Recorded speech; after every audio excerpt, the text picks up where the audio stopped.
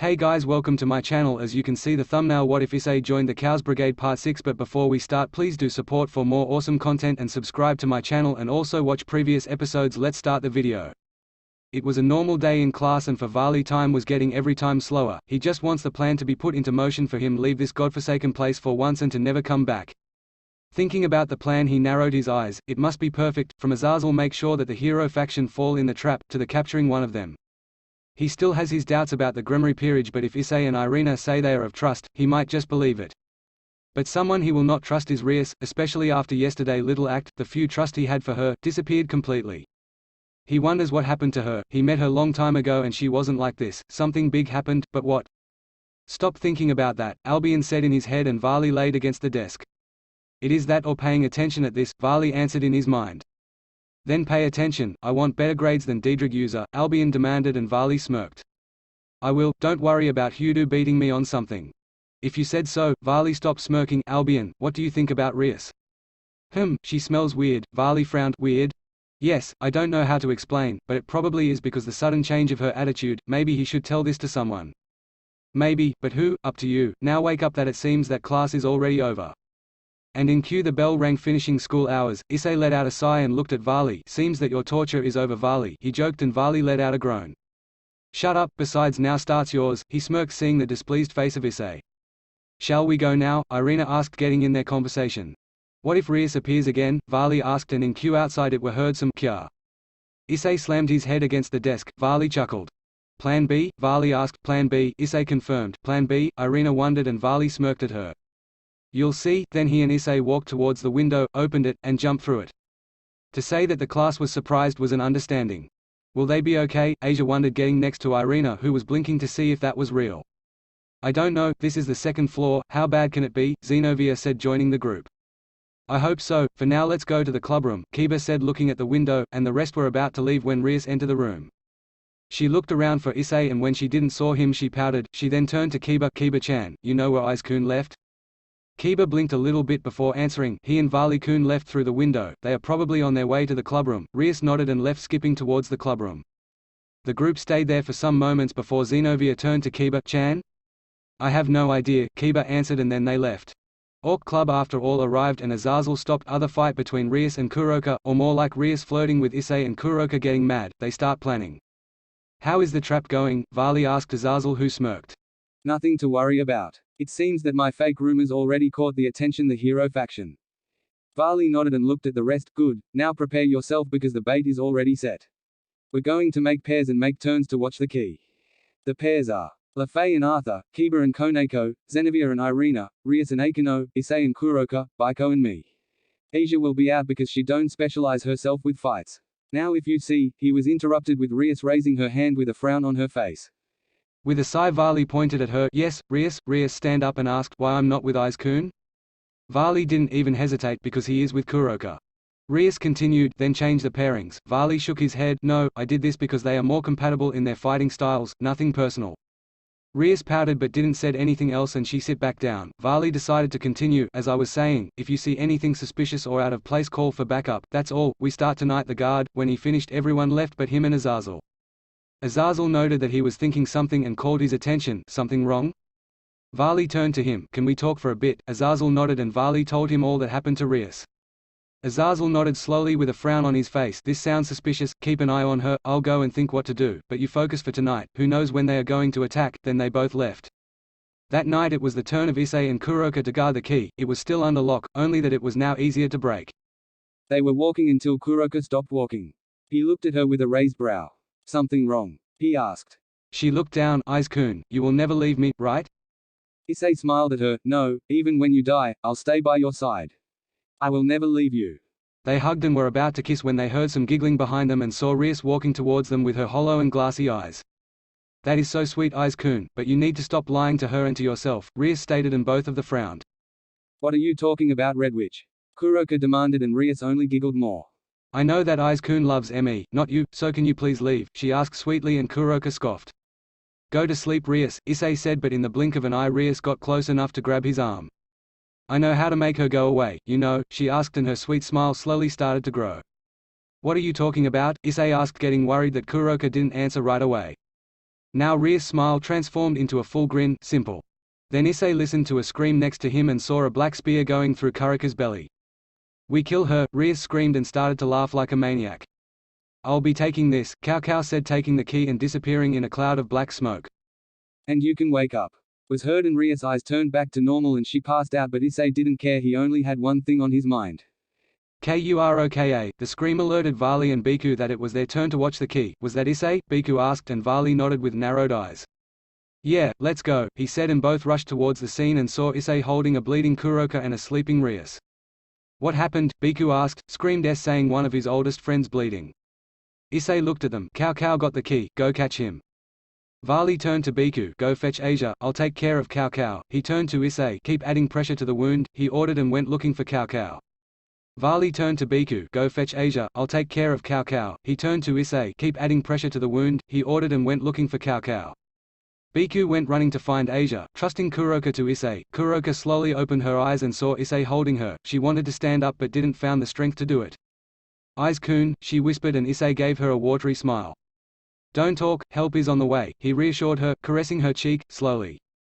Kuroka nodded and slowly closed her eyes. "Hey, don't close your eyes, stay awake, please," Issei pleaded, but it fell on deaf ears.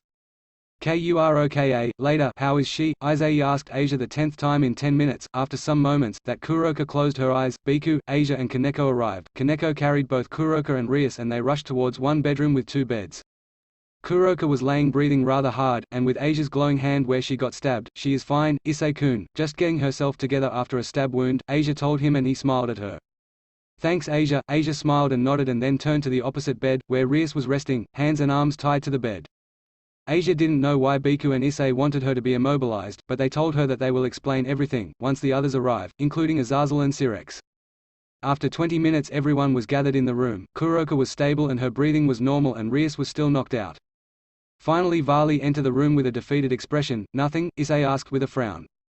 "Nothing," Vali confirmed him, and he went to lean against the wall with his arms crossed. "So, what happened?" Vali asked Issei, and everyone looked at him for him to explain. With a sight, Issei started to explain. When Rias appeared, Khaos stabbing Kuroka and stealing the key, and when she was ordered to awake. "Is there any way to prove all this?" Sirex asked with a hand resting his chin and with a thoughtful expression. "I put some cameras invented by me, just in case something goes wrong," Azazel said, and he made a magic circle on the wall that showed Rias and Khaos talking about something in one of the rooms. There wasn't audio, so you can't listen to anything that they say. But they saw Rias deactivating a special barrier that didn't allow anybody to leave. Azazel and Sirex didn't say this because they didn't think it was important, but part of the trap was to put in a special barrier that allowed people to get in but doesn't let them to get out. "Guess we have to wait for Rias to get up," Azazel said, and Issei went to the door. "Where are you going?" Kiba asked, and Issei looked at him from the doorframe. "To find Khaos, we need to stop him." Arthur put a hand on his shoulder. "Issei-san, I know you're angry for what just happened, but you know to calm down before you do something stupid. This was a blow to everybody, and we must work together to go through this obstacle." Issei nodded and turned to Vali that was leaning against the wall with his eyes closed. "What's the plan, boss man?" Biku asked, and Vali opened his eyes and got off the wall to stand up in the middle of the room. "Okay, I got an idea, and it is even more dangerous than the last one." Vali started and all nodded. Now that they got the weapon complete, we only had 2 things to lure them out. "Which are?" Arthur asked. "Me and Issei," Vali said, and eyes widened.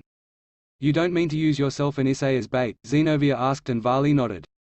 "Yes, that's our best option to lure them. It is too dangerous, we can't risk that much," Kiba said, trying to make them reason. "He just got his friend back, he will not lose it permanently." Vali was going to give another argument, but Issei talked. "I'll do it." Akano looked at him. "Issei-kun, you can't do it." Issei shook his head and looked at Kuroka. We must catch him. Who knows what he will do to lure us out, kill innocents, destroy towns, I don't know, but if this is our best chance to trap them, I'll do it." Many wanted to protest but didn't. He was right, the hero faction were extremists. They will do anything to achieve their goals, no matter the price that will be paid. With a sight, Vali continued, "We will divide ourselves in 2 teams, bait team and capture team. Bait will consist of me, Issei, Biku and Arthur. Capture will be Akano, Kaneko, Kiba and Xenovia." "Got it?" Everyone nodded and headed out. Streets. Both teams headed out. Bait team was walking on the streets, while capture team was flying behind and over them. "The plan is this, when the bait team is attacked, the capture team will rush to defend bait team and to capture whoever that attacked." "I don't like this, is too quiet for my taste," Biku said, and Arthur nodded with agreement. "I agree. This is suspicious. With the weapon complete, the most logical move would be to attack now that we're weak." "Yeah, but this is our best shot to capture one of them," Issei said. Shut it, we need to focus, they can attack at any second now, Varley said, and in a beam of energy fall from the sky making Varley and Issei jump forward, while Arthur and Biku jumped back. This was the signal for the capture team to go. Kiba and Xenovia took their swords and dashed towards the group to defend them from any possible threats, but when they arrived they bumped into a magic barrier that kept both Varley and Issei trapped inside. Well, this is really lucky, don't you agree? A smug voice asked from behind them and turned to see Khaos, and around him were appearing more minions, each second. But what called their attention was that the key and the spear were together and Khaos had it over his shoulder. Khaos, Issei growled and Khaos smirked. That's my name, honestly Varley, I thought you were smarter than this, you actually walked into our hands, and for the look of your expression, this was your plan A and the only one you had. Varley was frowning with his eyes narrowed. He was expecting this all along, Varley thought, angered with himself for not seeing it earlier. But enough mindless chatting, now, Khaos said, pointing the fusee sun towards Issei and Varley. Attack at Khaos' order, the hero faction troops rushed towards Issei and Varley that quickly activated their balance breaker. Welsh Dragon Balance Breaker, Vanishing Dragon Balance Breaker. Now both, Issei and Varley in their armors, they stand ready to fight off the hero faction. Arthur, Ikano, try to take down the barrier. The rest of you go for backup.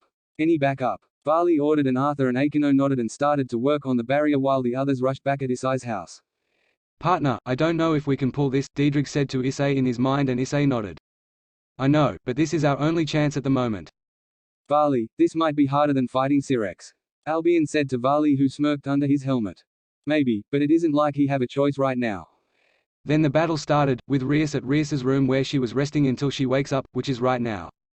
Slowly Rias opened her eyes and manages to sit down on her bed. She felt dizzy and confused, disoriented too. The last thing she remembers is Khaos, she screamed, and outside footsteps were heard and the door slammed open, and Asia entered the room.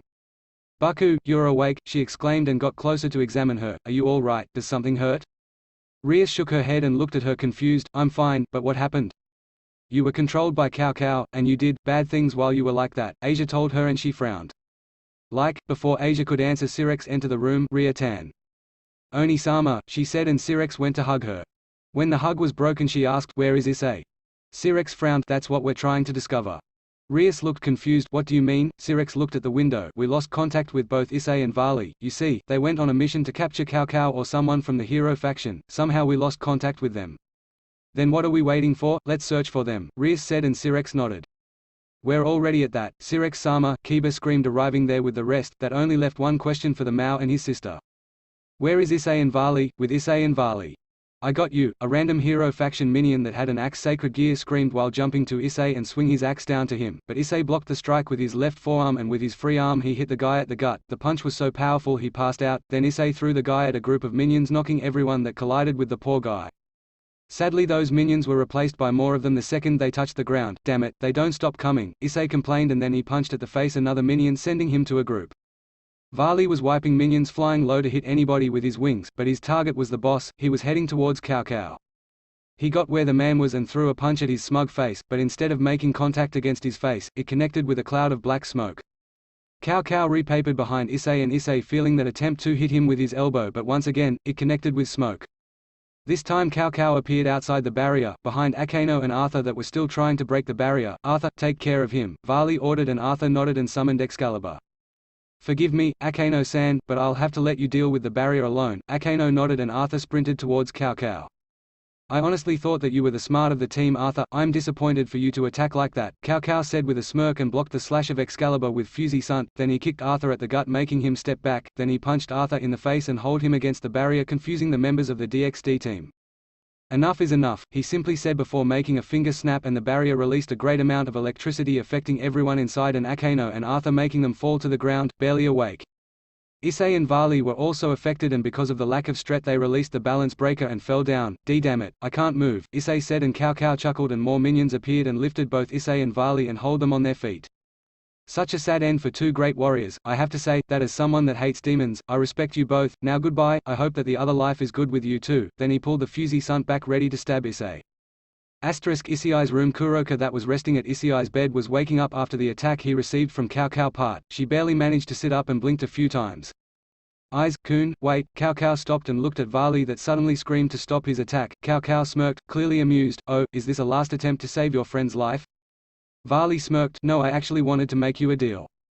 Khaos' smirk grew bigger. A deal? How interesting turn of events. What do you have to offer?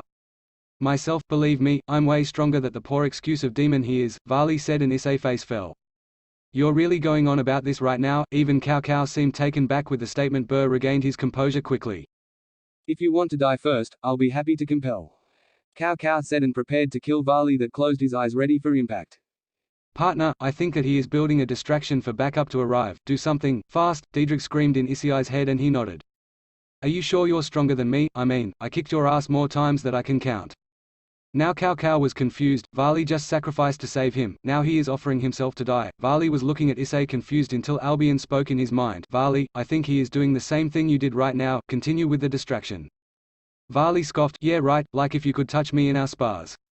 It is really easy actually, especially when your rival only think of butts. You don't want to go there, you Oppai dragon. They continue to bicker, even to a point where the sacred gears started to bicker against each other. Khaos and some of his troops were looking at the scene that unfolded with a confused expression. After 2 minutes he had enough. Thanks for watching. Part 6 is over. Hope you all enjoyed. If you like this video, please do like, share, comment and subscribe.